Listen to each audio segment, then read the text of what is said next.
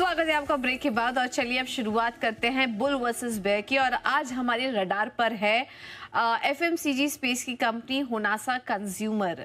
ये इस पर आज हम बुल वर्सेस बेयर करने वाले हैं क्योंकि ये कंपनी भी काफ़ी ज़्यादा चर्चा में बनी हुई है अपने रिपोर्ट्स को लेकर। हाल फिलहाल में जो रिपोर्ट्स आ रहे हैं, जो अपडेट्स आ रहे हैं, उसके चलते होनासा कंज्यूमर फोकस में बने हुए हैं। तो शुरुआत अंश मैं करती हूँ। अंश बेयर साइड पर है, मेरे पास बुल साइड पॉइंटर्स हैं, तो शुरुआत पहले मैं करूंगी।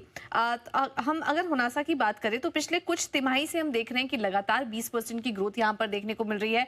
मार्जिन जो पहले -7% पर हुआ करता था, अब वो 10% पर आ चुका है। एसेट लाइट मॉडल होने की वजह से इंडस्ट्री में बेस्ट ग्रॉस मार्जिन का स्टेटस है होनासा कंज्यूमर के पास। बिल्कुल, ग्रोथ तो काफी अच्छी है 20% की, लेकिन ये कहानी ऑलरेडी प्रेजेंट हो चुके हैं प्राइसेस में। और एट प्रेजेंट स्टॉक जहां पे है ऑल टाइम हाई से देखें तो 40% नीचे है। इतना नीचे होने के बाद भी अभी भी वैल्यूएशन काफी महंगा है एज कम्पेयर टू दूसरे कॉम्पिटिटर्स। तो क्यों ले इस भाव पे स्टॉक को?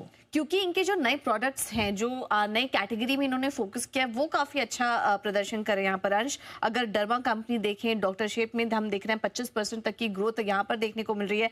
मेल ग्रूमिंग में इन्होंने हाल ही में यहाँ पर एंट्री ली थी, बड़ी खबर थी। उसके बाद देखा था हमने होनासा कंज्यूमर में अच्छी तेजी भी आई थी, तो उसके चलते भी अच्छी ग्रोथ विजिबिलिटी यहाँ पर नए ब्रांड्स के जरिए दिखाई दे रही है। विजिबिलिटी की सस्टेनेबिलिटी कितनी है? क्योंकि जो है हम देख रहे हैं कि मामाअर्थ के थ्रू 70% तो यहाँ से ही इनका इनकम आता है। मतलब अगर थोड़ा भी कुछ ऊपर नीचे हो गया तो बड़ा जो है यहाँ पे लॉस होता हुआ दिख सकता है पूजा। लेकिन जिस तरीके से कंपनी स्ट्रैटेजिकली डाइवर्सिफाई कर रही है और दूसरे चैनल्स पे फोकस कर रही है, क्योंकि पहले कंपनी D2C मॉडल से ओमनी चैनल पर ट्रांजिशन और D2C मॉडल पर काम करती थी, अब धीरे धीरे वो दूसरे चैनल्स पे भी आ रही है, ओमनी चैनल पर भी ट्रांजिशन कर रही है। ऑफलाइन स्टोर से भी कंपनी अपने रिटेल फुटप्रिंट को यहाँ पर मजबूत करने की योजना बना रही है।